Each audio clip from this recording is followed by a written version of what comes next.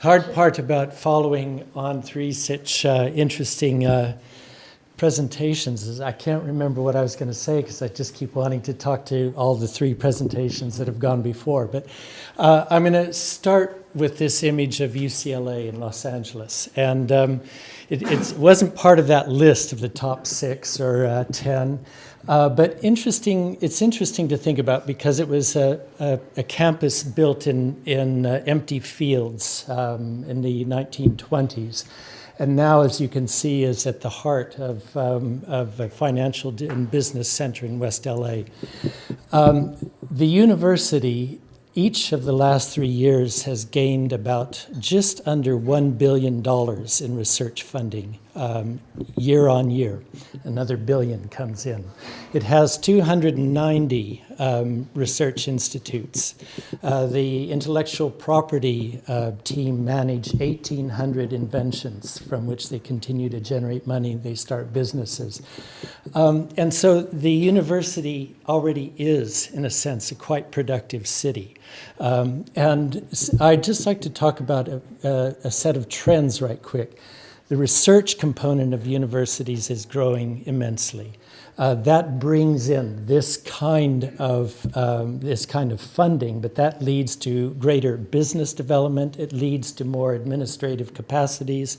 It leads to student employment. And along with this, there's another trend that I've heard talking with people who are part of the development of the university plant. That one of their fastest growing areas is in lifelong learning. So when you look at this set of things, they're all about transforming the thing from a campus into a city. And so the idea that the campus would be an isolated place is changing for reasons that have to do with the sheer economy of it. Now, that's leading places like UCLA to become vibrant places. Now, here is another sort of thing that people sometimes call campuses. And at Oracle's set of buildings in the Silicon Valley in San Jose, there is a tremendous amount of value being generated. But there's about 20 buildings, and believe it or not, this is not the same building. They are simply, they are repeated over and over and over again. And they line them up along the boulevard there and pretty much have destroyed northern San Jose, much to the unhappiness of the municipal government of San Jose.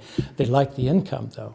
Now, one of the things that has been going on then is a kind of battle between the risk management problems of companies. They don't want to be stuck with a building that is so tightly constrained by conditions, context, the need for a kind of urbanity that they can't get rid of it.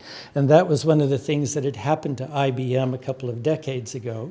So all the other big companies learned that lesson and said, let's just have generic spaces. We can get rid of them when we want. And so there was a kind of intelligence about the development problem for companies like that. So now Silicon Valley runs from San Francisco up in the northwest corner of that down to San Jose down here. And it's full of a variety of different kinds of fabrics. It is, of course, the world's most powerful engine of the knowledge economy. But I want to focus on things that are happening near to where that Oracle campus is in the heart of San Jose. You can see that there's something going on that begins to mark out a center, but traditionally the center of San Jose as a city was a typically empty American city. And through the 70s and into the 80s, there was nothing going on. Central city streets were completely dead. And all of the development was happening in those kinds of places outside of the center of the city, where Oracle and IBM and others were building their sets of buildings. We won't call them campuses. But now there's a set of things that they've started to invest in. A new city hall. There's a new art center here. There's a set of cultural facilities through here. This is housing. And I'm going to focus now on this, which is a library that anchors both the city and the campus of San Jose State University next to it. And so if we looked out from the tower of City Hall, this is kind of what it would look like. You can see it's not a brilliant pedestrian environment. Things were not terribly well integrated from the point of view of being an urban place that you would want to go. But what they started to do was to create a series of replacement buildings that began to knit the city together. A library that would serve both the city residents and the university and would anchor the corner of the university campus. And from it, you would now look out onto a changing city where these buildings that are starting to come in here are housing. And then in the background is where Adobe is located. So they've begun to pull some of these big tech companies back into the heart of the city with this strategy. And along with that, and to pick up on the theme of culture and knowledge, so they've got a tech center, they've got these theaters, as well as the Modern Arts Center, and have introduced light rail. Now, all these things taken together have begun to make San Jose more of a crossover between city, learning, culture, and begin to revitalize the center of the city through principles that are not unlike what you've all been saying. Now, one of the things that I kind of want to say, a while back I gave a lecture experimenting with the idea of why don't we get rid of plazas, courtyards, all these cute things that we're always so fascinated with, because most of the time we actually have difficulty making them work in a lot of the urban conditions that we have to confront. Can we think differently about how to make these kinds of knowledge spaces work?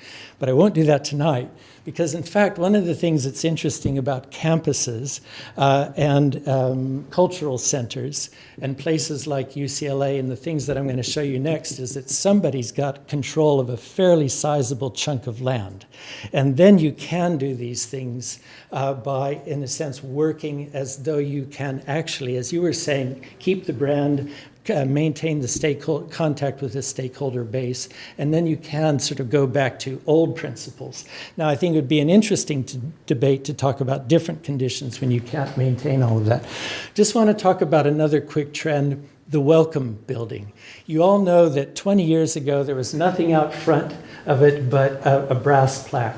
If you looked carefully, it would say the Welcome Trust. Now, I mean, the way in which they try to reach out to the, and the way in which they pull the city inside. So I would say for the area around Imperial, it's not about becoming more extrovert. It's actually about pulling the city inside the buildings, and that's what we see happening. So they announce it on the outside, but there's an urbanity that comes to invade the interior of the cities. And a lot of what we have to do is transforming the buildings inside, because South Kensington residents don't want you screwing around with their neighborhood. Anyway, so I'm going to now take you to Singapore, where over the last decade and a half, more or less, I've been involved with a series of projects. One of them is what has come to be called One North, and I was originally a consultant for Zaha Hadid, who did the master plan for this. Now, there's a technology corridor that kind of runs from the center of the city, zooming out toward the western side of the island. It includes some of their universities, all their core universities in this area, as well as a lot of their technology parks.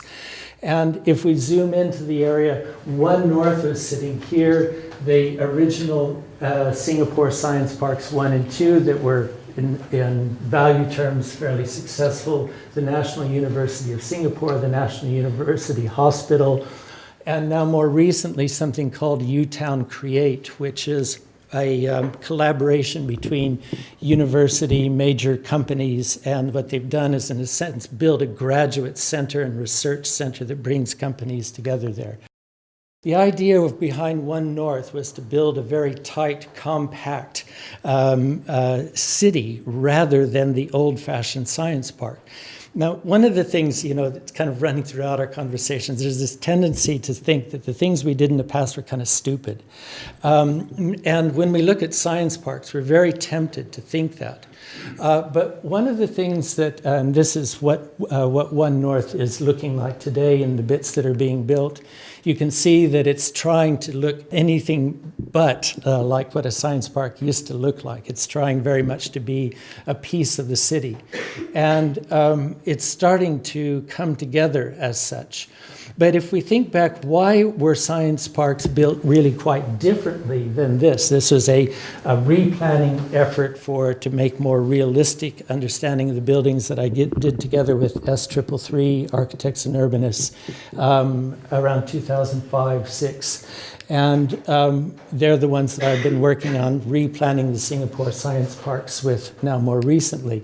So this is the idea of a next generation innovation environment that is built by the university, is trying to combine corporate research, public research institutes, housing, shopping centers, cultural facilities, so that a knowledge environment works like a piece of the city.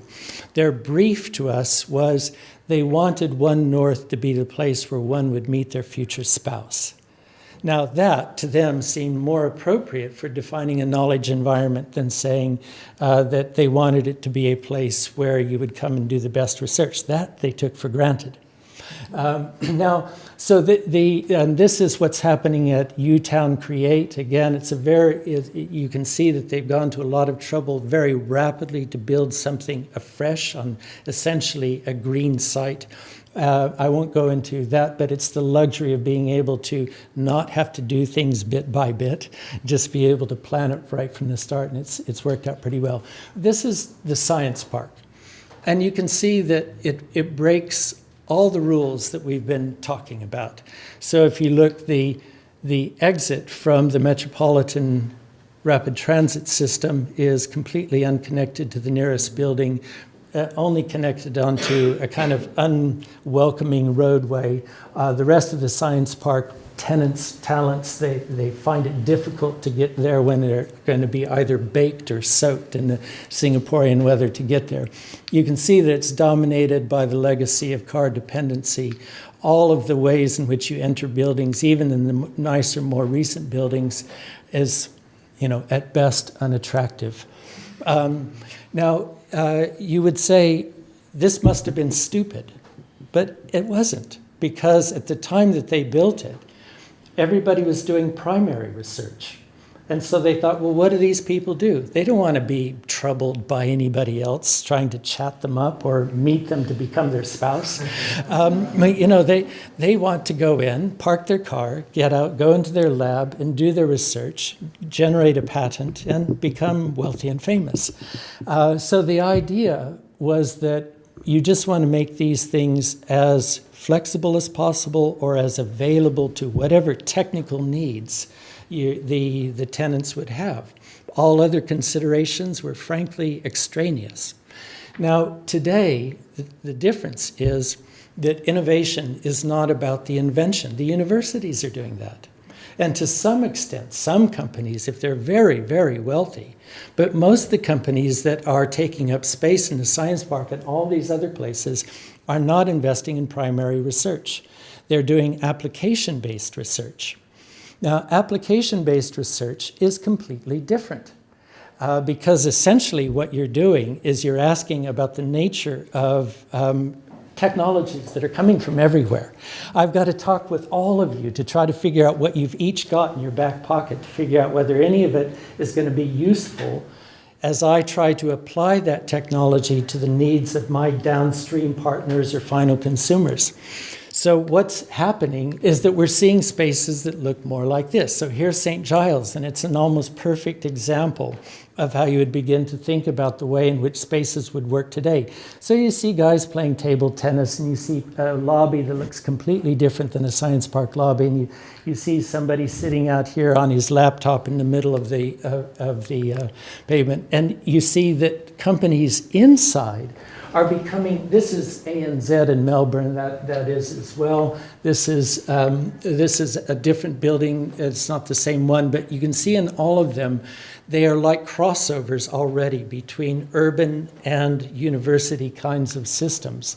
And another thing that you'll see is the way in which in which meeting spaces, lounging spaces, team spaces, individual workspaces, the same set here, if we could extend further over, you see that they're working on the basis that when you do application-based research, you're working a lot of the time as a team.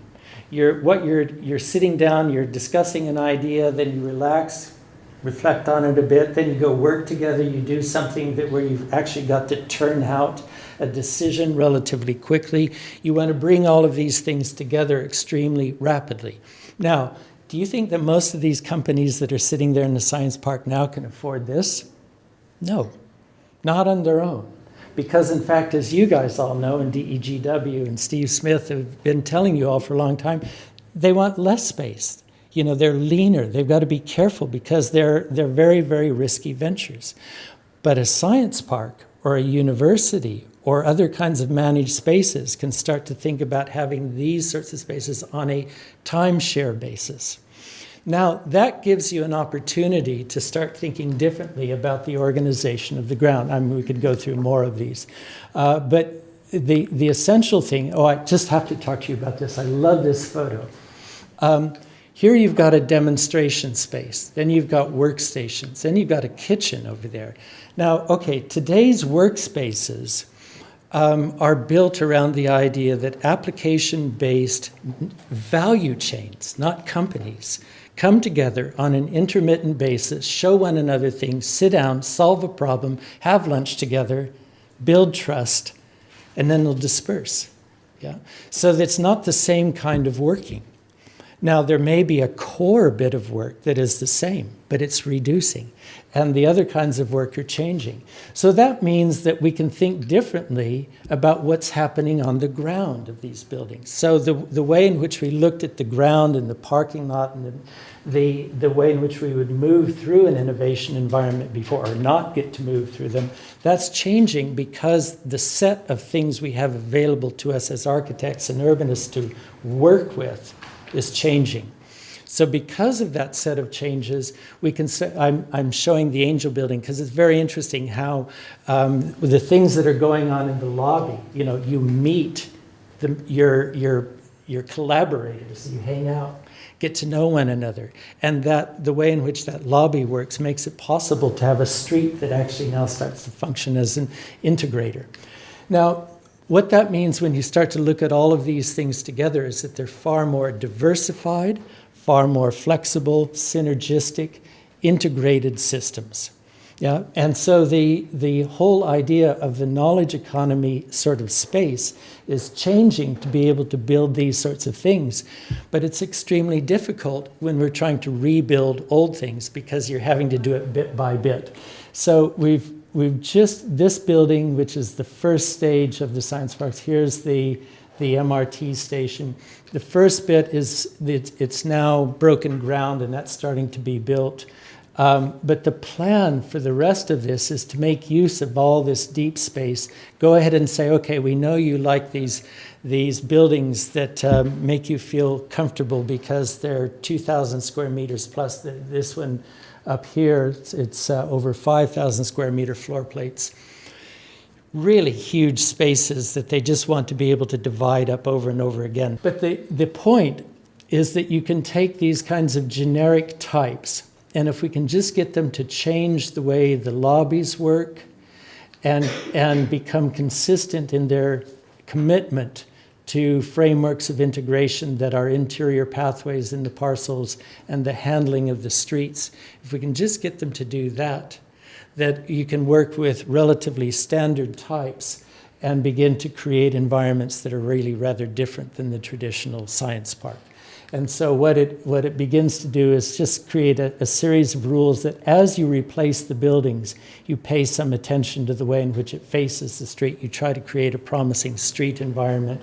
You use the depth of the parcel to create these kinds of pathways, and those can begin to distribute a series of courtyards, the kinds of sociable spaces that you were talking about.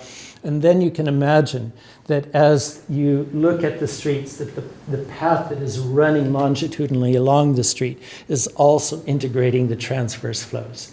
So that is, in a way, the larger logic behind the kind of replanning of the parks, where it's rooted essentially in the changes that are happening to things like universities, research patterns, business practices, and how you can use what you learn from that to plan differently.